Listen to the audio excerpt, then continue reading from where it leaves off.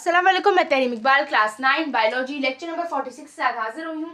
और आज के लेक्चर का हमारा टॉपिक है सिग्निफिकेंस ऑफ बायनोमियल नोमेनक्लेचर, जिसमें हम पढ़ेंगे कि हमें क्या ऐसी खास ज़रूरत पड़ी कि हमने ऑर्गेनिजम्स को साइंटिफिकली नाम देना शुरू कर दिया। क्योंकि हमारे पास नॉर्मल नाम भी मौजूद थे, लेकिन हमने उसको क्यों साइंटिफिकली नाम देना शुरू किया, ये क्या वजह थी इसकी। तो आज हम वो रीजंस पढ़ेंगे और सिग्निफिकेंस पढ़ेंगे बायनोमियल नोमेनक्लेचर की। तो सबसे पहली वजह थी इंपॉर्टेंट, जो थी regional names create many problems. यानी अगर कोई कॉन्फ्रेंस हो रही है बाहर के मुल्क में, तो वहाँ पे पाकिस्तान से भी लोग गए, इंडिया से भी लोग गए और बहुत सी कंट्रीज से लोग वहाँ पे गए हैं। अब वो सब एक ही चीज़ को बहुत अलग अलग नाम से पुकार रहे हैं, तो जब वो आपस में डिस्कशन कर रहे हैं तो बहुत ज़्यादा प्रॉब्लम क्रिएट हो रही है कि वो क्या बोल रहे हैं, किस चीज़ का क्या नाम है। तो इस तरह बहुत प्रॉब्लम्स क्रिएट हो रही थी। इस प्रॉब्लम का हल एक ही निकाला गया कि उन्होंने कहा कि हम सब चीज़ों को एक साइंटिफिक नाम दे देंगे, कि जब भी आप कोई कॉन्फ्रेंस में बैठेंगे तो आप उस चीज़ को उस साइंटिफिक नाम से ही पुकारेंगे, बल्कि अपनी रीजनल लैंग्वेज में जो उसको कहा जाता है उससे नहीं पुकारेंगे। जैसे एक एग्जांपल है अनियन। इंग्लिश में अनियन कहा जाता है, उर्दू में या हिंदी में प्याज कहा जाता है, वर्सल कहा जाता है, बसल कहा जाता है, कांदा कहा जाता है। अब इतने सारे नाम है प्याज के, तो ये तो कंफ्यूजन हो गई। तो हमने एक साइंटिफिक नाम दे दिया प्याज को, जो कि है एलियम सीपा, जिससे हम प्याज को बुलाते हैं, यानी पुकारते हैं प्याज। एलियम सीपा हो गया। अब दूसरा पॉइंट क्या था कि अब जो फिशेज हैं, अब अगर हम फिश बोल रहे हैं तो फिश बोलते ही आपके जहन में आएगा कि उसके पास गिल्स होंगे, उसके पास फिन्स होंगे, ये फिश है आपके जहन में। ये एक नॉर्मल बंदे के जहन में यही बात आएगी।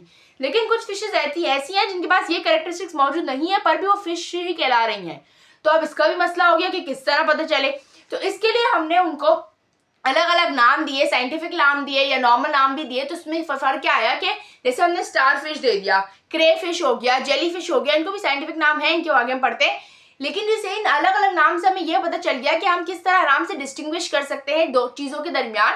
फिशेस के अंदर भी फिशेस की कैटेगरी में किस तरह हम डिस्टिंग्विश कर सकते हैं। तो बायनोमियल नोमेनक्लेचर ने हमें डिस्टिंग्विशन में भी बहुत मदद की।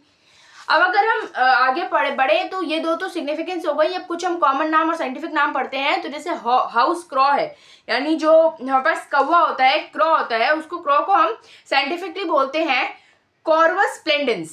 कॉर्वस स्प्लेंडेंस CORVUS, और फिर स्प्लेंडेंस में SPLENDENS। अब इन दोनों को अलग अलग सेपरेटली आप अंडरलाइन करेंगे। कॉर्वस का C कैपिटल रहेगा और स्प्लेंडेंस का S स्मॉल लेटर में लिखा जाएगा। अब हमारे पास है स्टारफिश। अब जैसे स्टारफिश है, स्टारफिश का हमारे पास जो साइंटिफिक नेम है वो हमारे पास है एस्टीरियस रूबिन्स। अब स्टारफिश हमारे पास साइंटिफिकली कहला रही है एस्टीरियस रूबिन्स। एस्टीरियस में ASTERIAS और रूबिन्स RUBENS। फिर हमारे पास है मैन को कहते हैं होमोसेपियन। फिर है पी जो कहते हैं पाइसम सैटिवम। फिर है हमारे पास फ्रॉग जिसको कहते हैं राना टिग्रीना। फिर हमारे पास है मस्टर्ड प्लांट, जिसे ब्रासिका कैम्पेस्ट्रिस कहा जाता है। तो इस तरह इन सबके कॉमन नाम हो गए। अब पी के नाम में PI कहीं डबल S लिखा होता है, कहीं सिंगल S लिखा होता है, तो सिंगल S लिख रहे हैं वो ज़्यादा बेटर है।